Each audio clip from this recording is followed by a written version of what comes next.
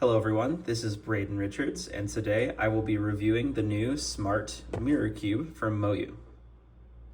So a few days ago I received a package from MoYu, and in that package, along with a few other cubes, were these two new Smart Mirror Cubes, one silver and one gold. And MoYu asked me to do a review video to show you guys what all is included and what all you can do with the Smart Mirror. Now let's go ahead and open up the silver one. I have already opened up both of these, so you'll notice that there is actually no cube case with either of these cubes. They are included when you actually get the puzzle, and I'll show you in this user manual pamphlet that the included items do include the case. So you will get the cube, you'll get a case, you'll get the charging base, you'll get this manual, and then you'll get a few extra cards as well as a Team MoYu. You'll get this accessory box, and inside the accessory box you will get an extra center cap that does not have the charging prongs, if you want to call them that. So in here you'll see that the flattest side, the smallest side, has these 4 holes which go into the charging case, which you see down there. And if you would want to, you can replace the cap with this normal cap. That's all that's included in the accessory box. There's also a few extra cards that are included, like the MoYu card. There is the app card, so you can scan this QR code to access the app. And then normally there's also a Team MoYu card in here as well. Now you may notice that this cube does look a little bit big, and you are right in noticing that. If I grab my other MoYu mirror, which is one of the normal ones that's not Smart Cube, you'll notice that it is actually quite a bit bigger. The exact difference in size is 56 millimeters versus 60 millimeters. And to give you a reference of what that size looks like, if I grab so to put into perspective how big these puzzles are compared to each other, the normal MoYu V2 mirror blocks is about as big as the GTS3, which is 56 millimeters. And the Smart Mirror blocks is 60 millimeters, which is about as big as the Aotuang. So here's that for reference, and you'll see here the Smart Mirror blocks is roughly the same size. Now if we compare the 5x5 to the regular mirror blocks, you'll see quite a big difference there. All right, so let's do some first turns here, just to show you what this looks like. So a couple of YouTube flicks. You can kind of hear that it's a little sandy out of the box.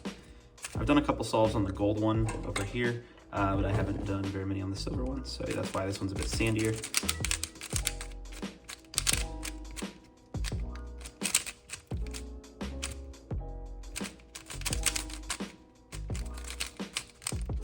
And you'll notice I'm locking up a bit, and that's because I'm not entirely used to this cube yet. One thing to note is that due to the larger size of this cube, it can be a bit difficult to get used to it if you're used to solving on the regular size MoYu, but in all honesty, after like 10 solves or so, you'll get used to it.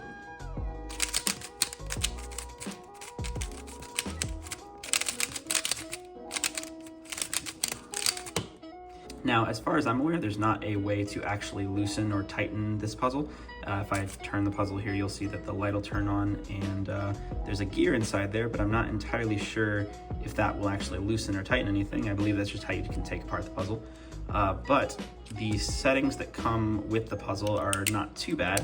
It's a little bit tight. As you can see, I'm locking up a bit more than I normally do, and that's because I have my normal mirror blocks on very, very loose tensions, as you can kind of see here, compared to the tensions on here, which are a lot tighter. But overall, I mean, it's not bad. It's good turning-wise. The only difference, obviously, is the bigger size, but it actually turns very well still, and I feel like this is a great tool to actually learn how to solve the cube or learn how to get better at solving mirror blocks.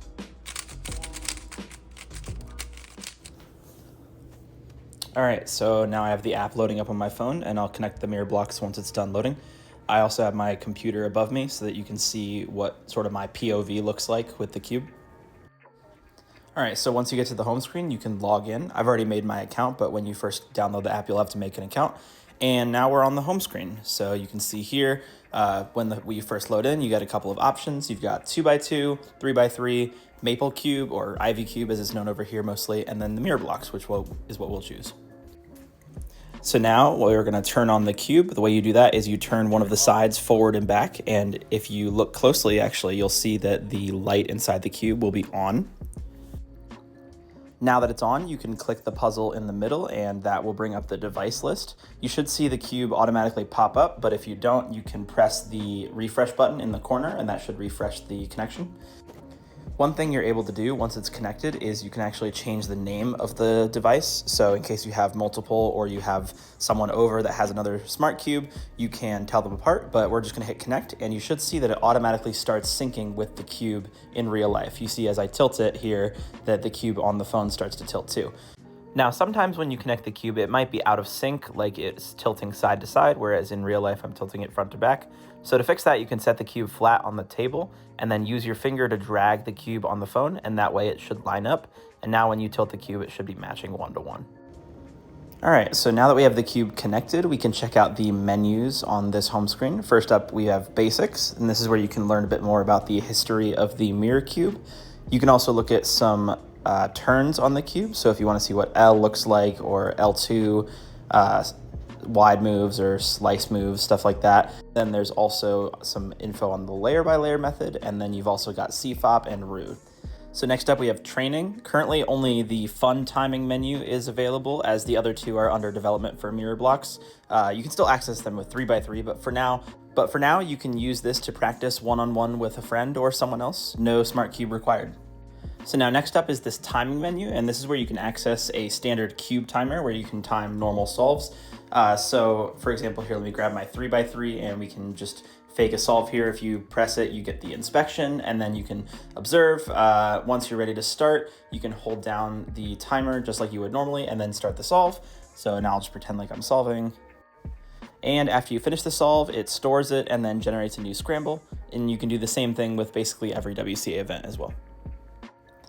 And lastly, you have the speed cubing menu, and you have 3 different options here. You've got time trial, ranked, and multiplayer.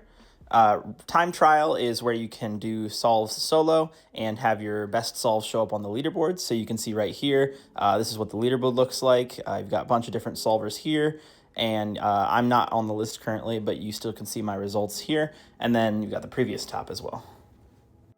Now to do a solve, you can either press the start button on the phone here, or you can turn a side back and forth and that'll start the scrambling phase.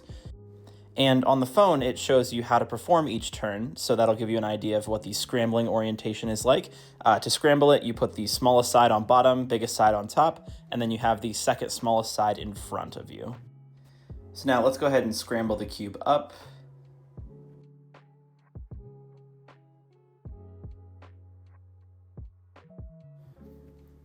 All right. You can see here, as I rotate the cube in person, you can see it rotating on the phone. And as soon as you're ready to go, you can just start turning and it should automatically start the timer.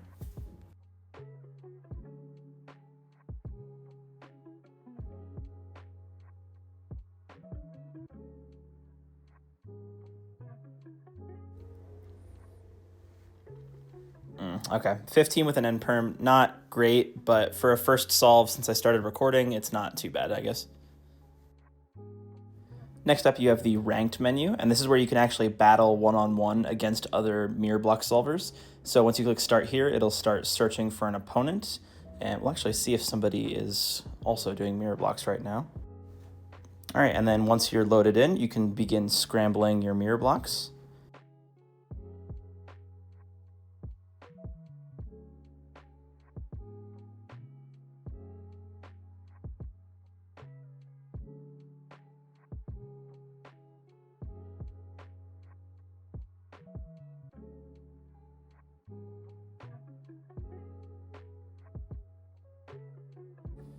And finished with a 13.42, which is pretty good. And it looks like the other person will continue their solve until the countdown at the end, so we'll just wait for that. And then it'll bring up the summary screen where you can see how you did, and then if you want to try again, you can turn the same side twice, or you can return to the main menu by clicking return. And lastly, you've got the multiplayer menu where you can create cubing rooms to do solves with your friends. There are a couple extra things in the app that you can download and find for yourself, but for now, those are the 4 main menus. This next bit of the video is going to be some solving footage, and I'll answer a couple extra questions. So I don't really have much else to say beyond a couple questions that MoYu answered for me and my final thoughts on the cube. So first off, there is actually no way to adjust the tightness of the puzzle, which is fine, but you might have to take some time to get used to how the puzzle feels. Also, there is no way currently to change the color of the mirror blocks on the phone, but that is a feature that is coming soon. Same thing with the other menus that were inaccessible for Mirror Cube. Those should be coming in future updates. Now, one feature I didn't actually cover in this video was the ability to make and join teams.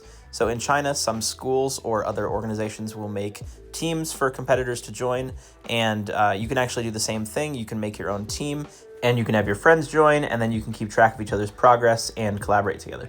Overall, as the puzzle gets out and MoYu continues to update the app, I can definitely see this being a really good tool for improvement in mirror blocks and really just in general with the smart cubes.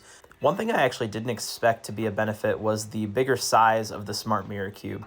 It actually helped improve my turning on the normal sized mirror blocks, and I got 2 sub-10s in a row after a pretty long smart mirror session. So it's pretty cool that the bigger size initially came off as a downside, but actually ended up being a pretty good benefit. The more I use the smart mirror, the more I actually enjoy it, and even if you're not interested in getting a smart mirror blocks, I would definitely recommend getting a smart cube in general, because it really is a nice tool to improve and practice with. So that pretty much concludes my review of the new MoYu Mirror Smart Cube. If anyone has any questions, feel free to leave them in the comments and I'll do my best to answer them.